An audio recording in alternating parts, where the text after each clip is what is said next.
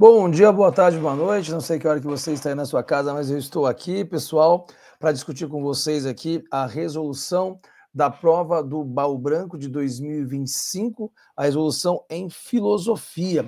Zavo Lima na área, você já conhece aqui o canal História Vida. O canal é de história, mas também tem discussões sobre filosofia e sociologia. Filosofia e sociologia são os temas que a gente já trabalha aqui no canal. Aliás, tem aulas completas aí de filosofia e também já está tendo a playlist de sociologia. A prova do Baú Branco de 2025 com a banca FGV, ela trouxe aí uma prova interessante nas áreas de humanidades, né? Trazendo aí uma boa relação aí dos assuntos, né, que são os assuntos principais da filosofia. E aí, pessoal, vale muito a pena para quem já fez a prova, rever, né, essas resoluções, e para quem ainda vai estudar para os próximos certames, já estar ali inseridos, né, de como que a prova é, quais são os principais assuntos. Então, sempre é muito salutar, é importante fazer esse tipo de forma de estudo, né?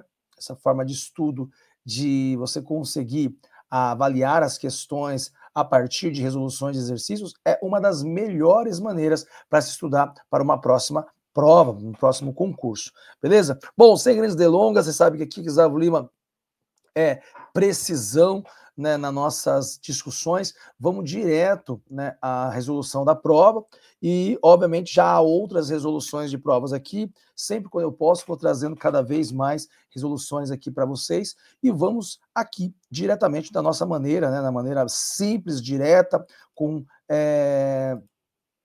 a forma costumeira que você já tem. Né? Já tem a resolução de história, vamos agora na resolução de filosofia e logo menos também vamos fazer a resolução de sociologia desta prova de 2025. Bom, olha aqui, ó. Prova objetiva da tarde, cabo oficial militar. Tem essa ideia, né, de que vocês tiveram um contato aí com essa principal prova. Essa prova aqui, tipo 1, branca, né? Onde tivemos acesso. Beleza, tá? Não importa que tipo de prova, pessoal, o que importa pra gente é o conteúdo. Nós já vamos estar aqui, ó, no conteúdo de filosofia. Eu gosto muito de fazer dessa maneira, né, esse tipo de resoluções, eu gosto de fazer como se você tivesse lá na prova fazendo ela. Então, eu trago aqui para vocês as anotações, aqui, ó, tudo muito simples, mas com muito conteúdo, que é o que o canal História Vida traz para vocês. Então, beleza, ó. Foram 4 questões de filosofia, para quem conhece bem a prova do Baú Branco, são 4 questões, a banca é FGV. Nestas 4 questões de filosofia, a banca não criou, assim, pessoal, grandes fertilidades, grandes diversidades, não perguntou verdadeiro ou falso, como nós vimos lá na prova de história, né, nem incorreta, e aliás, até surpreendeu com pequenos textos, né? Não foram textos longos, contudo, textos bastante diretos em filosofia, mas que exploravam o conhecimento do candidato no quesito conceito. Então, foi uma prova bem conceitual. Em filosofia, foi uma prova bem conceitual. Eu vou pontuando cada questão, vou resolvendo cada questão com vocês aqui nesta nossa resolução, e eu vou pontuando como eu fiz isso lá em História. Essa questão foi fácil, o que você tinha que fazer para responder ela, tá? Então, beleza, ó. Vamos dar uma olhadinha aqui, ó. Nessa primeira questão, temos um texto e já estamos claramente. Primeira questão que eu digo é a questão número 7 de filosofia. A prova do Baú Branco tem essa característica, pessoal. Eles dão aqui, ó, filosofia. Aí tem a numeração, né? No caso aqui da prova 7, 8, 9, 10, mas como pensar que é a primeira questão de filosofia, tá? Então, ó, eu já vejo aqui um grande autor, o Jean-Jacques Rousseau. E o Rousseau, pessoal, ele é aí um dos principais nomes da filosofia moderna, um filósofo iluminista. Então, podemos dizer que essa questão ela está dentro da história da filosofia, né? Então, a filosofia e a sua relação com a história, e também é uma questão que está explorando aí, né, um filósofo bastante conhecido, que é o, né, Jean-Jacques Rousseau, certo? Então também ficou rabiscado aqui, mas só para você saber que é uma questão de um filósofo e é uma questão da história da filosofia, porque coloca um conceito.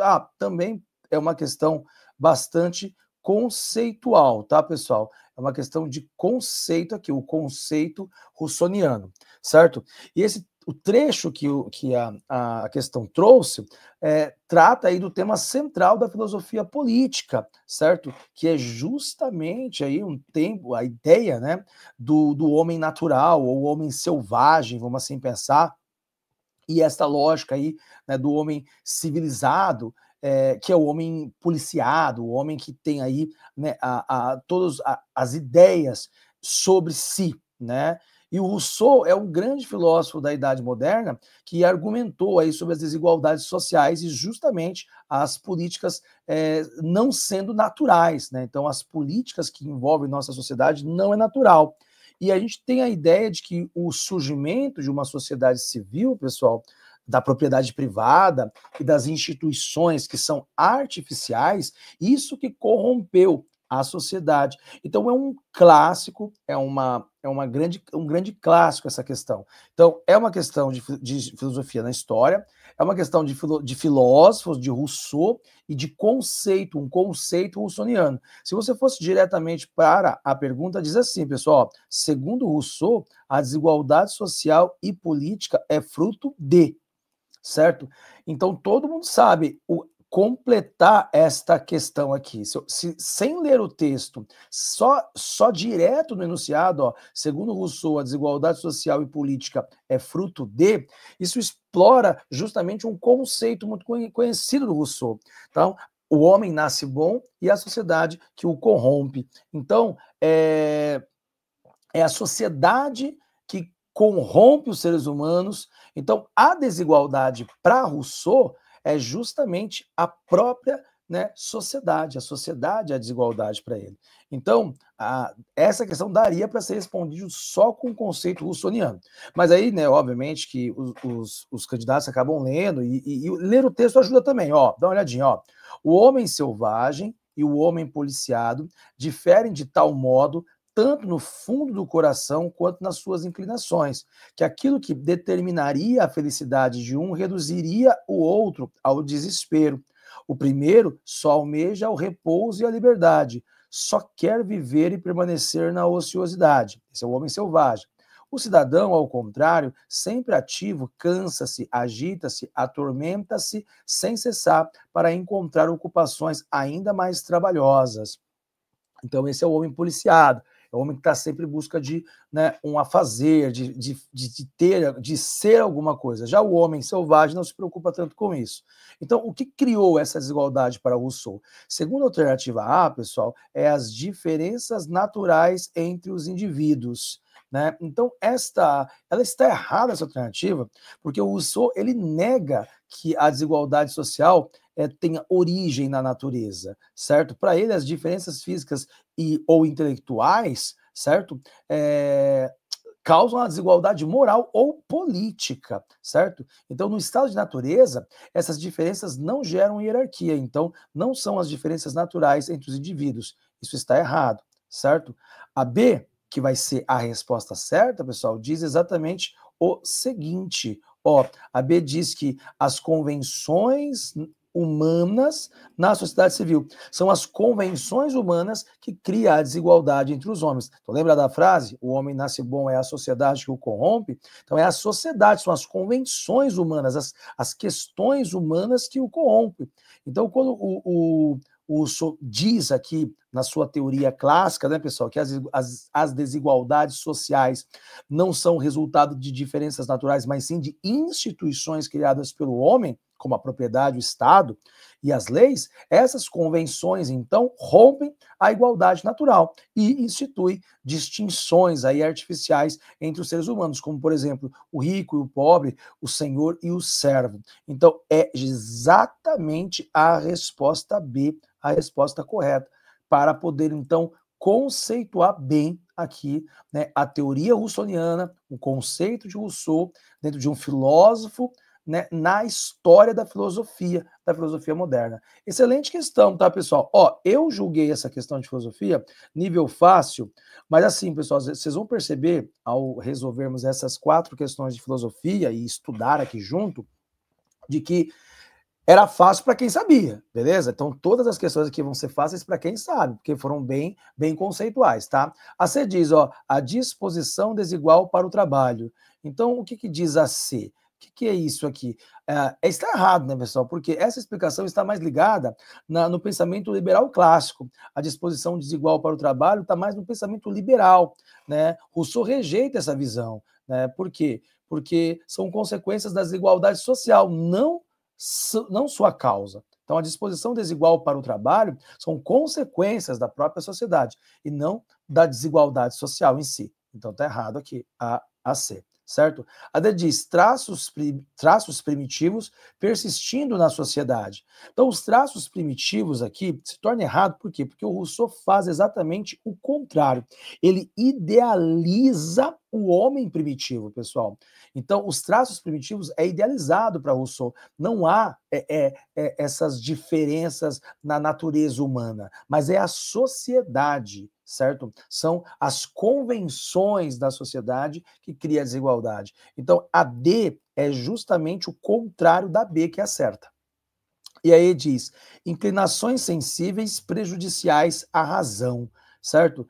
Então, essa visão se aproxima muito mais, pessoal, das críticas racionalistas, como, por exemplo, as de Platão ou de Kant, né? Então, mas não é uma crítica de Rousseau. Rousseau não está preocupado com as questões, o mundo sensível, certo? Que corrompe as pessoas, certo? Ou seja, o mundo que se toca, isso faz as pessoas se afastarem da razão. Não é isso. O Rousseau está muito mais, né, colocando a ação do ser natural e as convenções sociais que criam a desigualdade. Então, daria para acertar a resposta B, convenções humanas na sociedade civil, e eliminar as outras alternativas por, obviamente, conhecimento do conteúdo. Então, essa questão de filosofia número 7 é uma questão de história da filosofia, um filósofo específico que é o Rousseau, e um conceito desse filósofo. Isso está no edital? Totalmente. Está no edital e é um assunto muito importante da filosofia. Boa questão.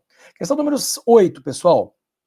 Lembra que eu falei aqui que nesta prova da FGV, ela explorou um caminho de colocar textos mais curtos, mas textos extremamente conceituais, tá? Então, ó, o 8 já vai direto, e a pergunta aqui, ó, essa dicotomia tende a manter separados. O que é dicotomia? Dois pensamentos distintos, vamos assim pensar, né? Então, dicotomia, a gente cria uma ideia aí, né, de que você pode pensar, né, aí com dois pensamentos diferentes, certo? Então, seria uma ideia de duas ideias contrárias, vamos assim pensar. Não é uma dialética, mas assim, a ideia de dicotômica, dois pensamentos, certo? Então, assim, ó, o termo bioética, aí sim, ó, essa palavra que é muito importante, aqui estava a identificação do tema. O tema é justamente o tema geral de um conceito que está em várias partes da filosofia, certo? Que no caso aqui é uma discussão, a ética, seria aqueles ramos da filosofia.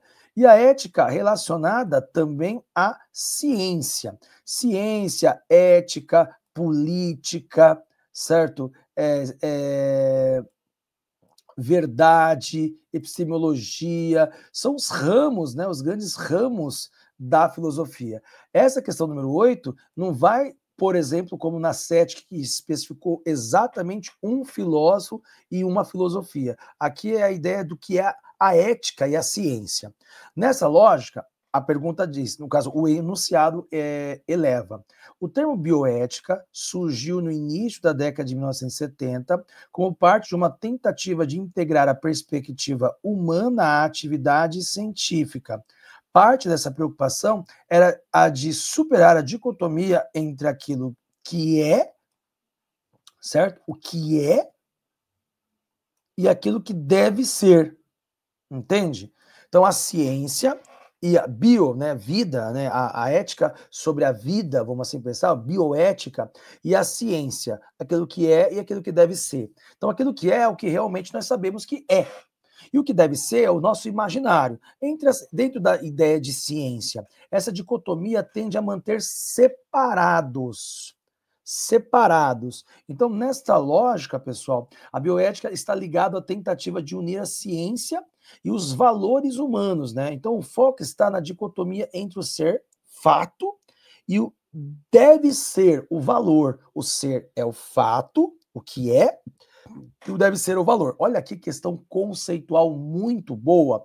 Bom, pessoal, eu não achei essa questão extremamente facinha, mas eu vou pontuar ela mediana, porque ela tem um quê também, né, de você conhecer o conceito, mas também você tinha que ter uma interpretação, né? Você tinha que ter uma espécie de conhecimento interpretativo desse conceito. E aí você iria pelas alternativas e iria batendo nelas para chegar no mais próximo na ideia. Então vamos pensar assim, ó, a gente tem aqui, ó, diz, ó, a neutralidade intrínseca à ciência e os preconceitos culturais impostos pela sociedade. Então, apesar da gente tocar no dilema real, essa A toca num dilema muito importante, pessoal, que é ético, na verdade, né? Não, mas o dilema que nós estamos colocando ali sobre o que é e o que deve ser, no sentido da bioética e a ciência, é no conceito ético e não no conceito na ideia de preconceito. Entende? Então, o problema aqui é ético e não preconceito. E a dicotomia fato-valor vai além de neutralidade e preconceito. Fato e valor não tem a ideia de ser neutro ou preconceituoso. Então, não encaixa aqui esta alternativa no que está se pedindo, mas tinha que saber interpretar isso aí. A B diz, pessoal, o que já foi alcançado pela atividade científica e o que ainda permanece no horizonte das pesquisas. Então, a B se torna errada, pessoal, porque isso trata do avanço científico. Então, ó, o que foi alcançado até agora, certo? E o que ainda permanece no horizonte. Isso não tem a ver com o que é o que deve ser. Na verdade, essa B é a que mais não tem a ver. Aliás, o que está falando na B é sobre o avanço científico e não sobre a dicotomia, o que é e o que deve ser, certo? A C vai dizer aqui, ó, os fatos investigados pela ciência e os valores éticos de interesse para a vida humana. Então, o que é? São os fatos que são investigados pela ciência e o que deve ser? Os valores éticos de interesse para a vida humana. Por isso que se fala de bioética, bio-vida. Então, esta é a resposta correta, pessoal. Por quê? Porque a bioética nasce justamente para tentar integrar a objetividade científica, o fato, com as preocupações morais e éticas, que é o valor, superando então essa dicotomia. Isso é a ideia da bioética. Muito boa esta alternativa e é a alternativa correta. E aí, então, o candidato, o aluno, tinha que saber interpretar, né, esta questão posta e saber, então, relacionar essa alternativa com o que estava se pedindo. Então, pessoal, eu julguei uma questão de nível médio. Não é dificílima, certo? Mas é de nível médio. A D diz, ó, o desenvolvimento tecnológico e as limitações impostas pelo desconhecimento científico. A D, pessoal, vai pela linha de que trata aí da ideia de oposição interna ao desenvolvimento científico e não entre ciência e ética. Está falando mais sobre a ideia do desenvolvimento científico, não na relação entre ciência e ética. Então, também a D, ela está muito parecida com a alternativa B. Não se relaciona com o assunto colocado. E aí diz, ó, a busca pela verdade e a aceitação das incertezas próprias das ciências humanas. Então aí se torna errada, pessoal, porque isso isso está no campo da epistemologia, que é o estudo do conhecimento das ciências humanas, não a bioética. E a separação entre o que é ser e o que deve ser não está contida nesta E. A E diz que a busca pela verdade, isso é o campo da epistemologia. A busca pela verdade é um campo da filosofia que está na episteme, o conhecimento. Não é o campo da bioética, não é isso. Então, de novo, ele colocou aqui, ó, pessoal, uma resolução conceitual errada para o assunto que estava sendo discutido. Então, a resposta C é a que mais se encaixa. essa questão, então, bonita questão, tá? Se torna uma questão ali de nível médio, porque tinha que ter uma interpretaçãozinha boa para poder, então, respondê-la, tá? Então, olha só, no ramo da filosofia, a ética e a ciência seria esse assunto aqui. Já a questão número 9, pessoal, eu julguei a questão mais fácil da prova, vou até colocar aqui, ó, foi a questão mais fácil, você vai ver por quê. Fácil, de novo, para quem conhece o assunto, tá? Fácil para quem tem conhecimento, obviamente. Ó, com o iluminismo, aí nós voltamos de novo na filosofia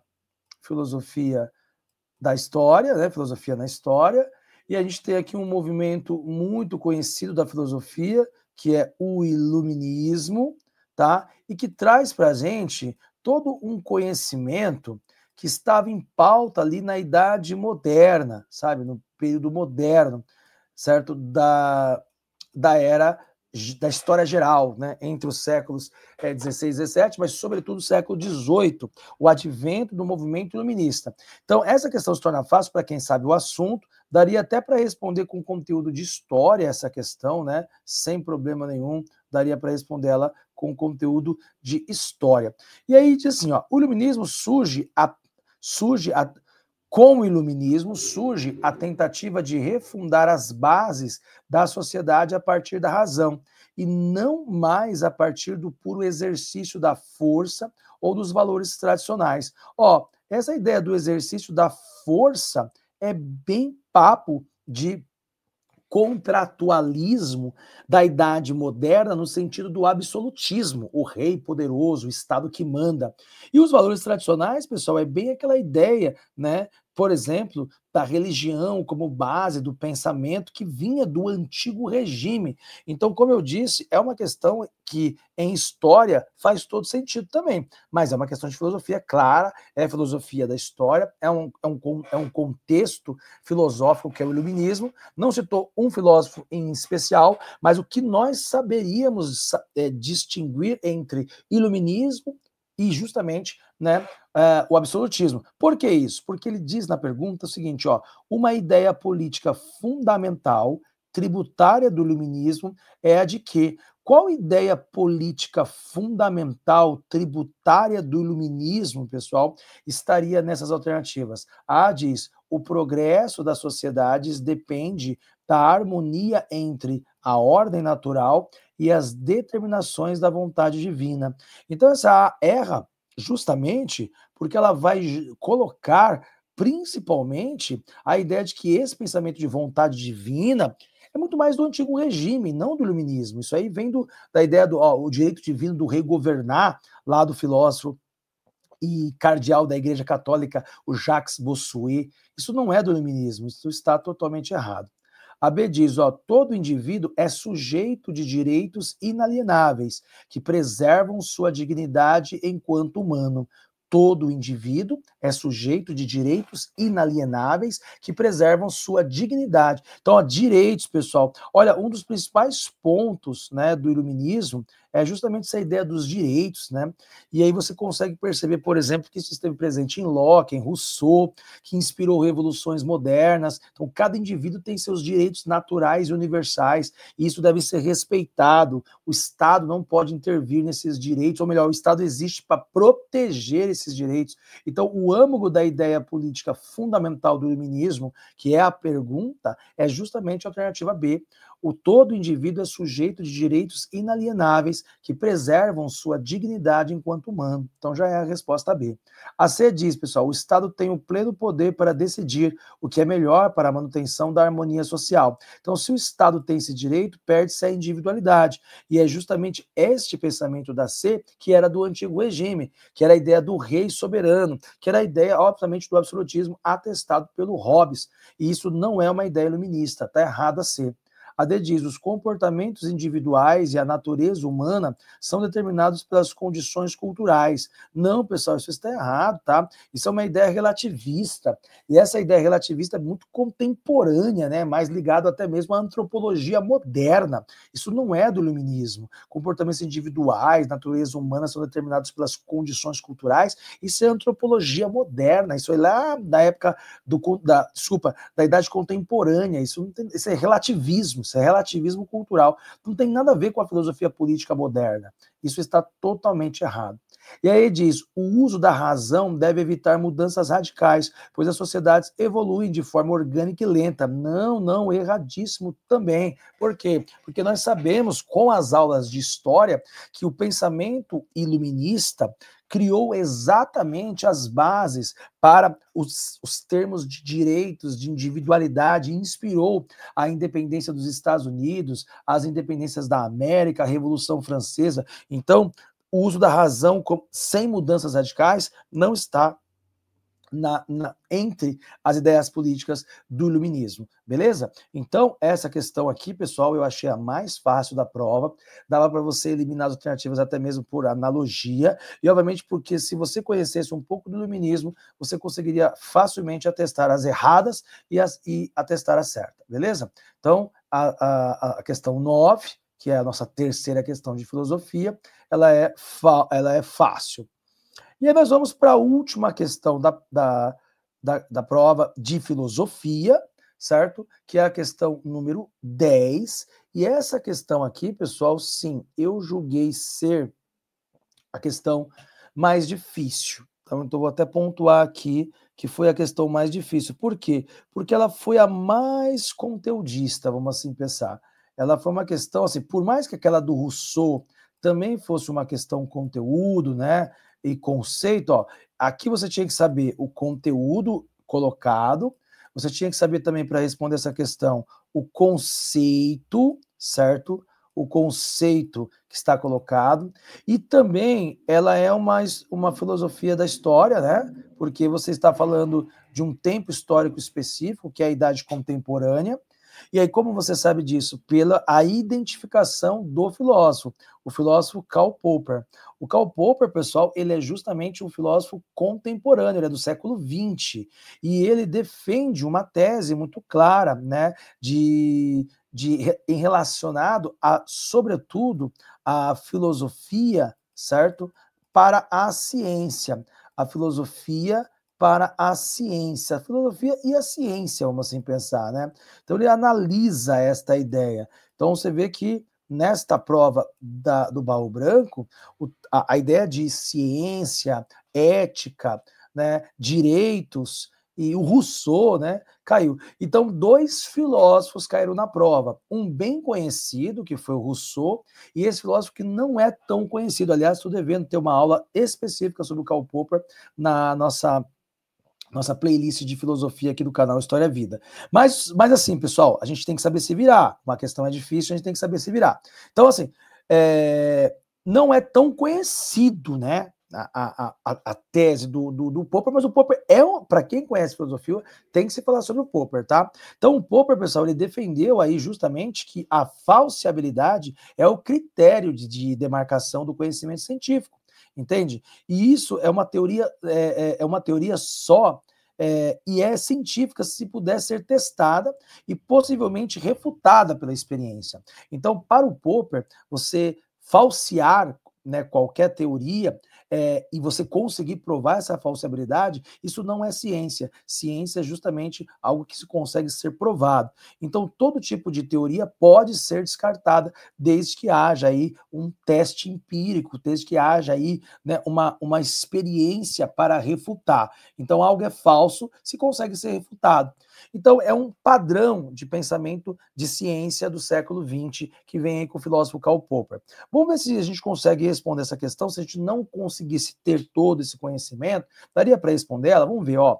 O filósofo Karl Popper propôs a falseabilidade como critério capaz de distinguir as atividades científicas daquelas que não o são. Então, se atentando ao texto, pessoal, daria para poder tentar se virar nessa questão. Então, assim, ó, o filósofo Karl Popper propôs a falseabilidade falseabilidade como critério capaz de distinguir as atividades científicas daquelas que não o são. Então, atividades científicas são aquelas que podem ser, então, provadas pela experiência. Essa é a teoria básica do Karl Popper. E ele diz que falseabilidade é um critério que consegue distinguir as atividades científicas daquelas que não são. Então, segundo o critério de falseabilidade, a atividade científica é aquela que... Então, ó, aí não tem jeito, né, pessoal? Aqui é o que o filósofo pensa. Então, a gente está tentando se virar dentro da ideia de que a gente tem, mas se a gente soubesse que o filósofo pensava justamente que uma teoria só é científica se puder ser testada e possivelmente refutada pela experiência, que é a tese do Karl Popper, aí a gente vai tentar eliminar as alternativas. A diz, encontra base sólida na observação empírica e nos raciocínios indutivos. Não, pessoal, aí tem que ter um conhecimento sobre Karl Popper. O Popper, ele justamente rejeita a ideia de que a ciência se baseia em indução. Não é indutivo, não é totalmente indução, que está muito o método indutivo, pessoal, era muito aí dentro da ideia, né, dos filósofos modernos, quando se falava lá, né, da lógica, né, de você criar aí uma experiência empírica sobre a coisa, e aí você ia pelos métodos indutivos. Então, não é uma lógica, né, do Karl Popper, ele até refutava essa indução, beleza? Então, tá fora a A. A B diz, tem suas hipóteses confirmadas por meio de repetição de experimentos, repetindo experimentos. Então, pessoal, o Popper, ele não valorizava a confirmação, mas a possibilidade de refutação, entende? Uma teoria deve ser testável e, se possível, falsificada. Então, a ideia ele não está tendo a ideia de que ele valorizava a falsibilidade como critério para distinguir as atividades científicas. Então, não cabe a B. A B está dizendo que tem suas hipóteses confirmadas por meio da repetição de experimentos.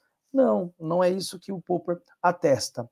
A C diz, constrói verdades definitivas por meio da postulação de leis universais. Essa C, pessoal, vai pela linha, né, de que o Popper, ele justamente nega que existam verdades definitivas na ciência. Toda teoria é provisória e pode ser refutada segundo o pensamento da falseabilidade. Então, se você consegue, obviamente, né, criar novas teorias falseando a anterior, certo? Então quer dizer que não existe um postulado universal nesse pensamento de Popper. Pessoal, realmente eu achei essa questão a mais difícil da prova, tá? E a D diz, formula teorias que são suscetíveis à refutação por meio da experiência. Então, esta é a resposta correta, pessoal. Por quê? Porque este é o cerne da falseabilidade, que é aí, obviamente, né, um dos pontos centrais do pensamento de Popper. E aí, nessa lógica, ele posta que todo pensamento científico, toda teoria científica pode ser posta à prova e possivelmente refutada por um teste empírico. Então, né, se você tem uma teoria e você coloca lá um teste empírico que consiga refutar aquela teoria, isso é o critério da falseabilidade, segundo o pensamento de Karl Popper. E aí, realmente, a resposta D se encaixa mais. Pensando assim, pessoal, não daria, se você não tivesse conhecimento algum sobre o Popper, não daria para você tivesse que tomar uma decisão na hora da prova, não daria para pensar que um chute colocado viria na D? Olha só que legal, ó. Vou voltar aqui, ó. O filósofo Karl Popper propôs a falseabilidade como critério capaz de distinguir as atividades científicas daquelas que não são. Segundo o critério da falseabilidade, a atividade científica é aquela que, olha D, formula teorias que são suscetíveis à refutação por meio da experiência. Entende? Então você pode refutar teorias, certo, por meio da experiência. Então, seria a resposta certa. E aí diz, ó, é considerada enquanto tal pelo consenso da comunidade científica.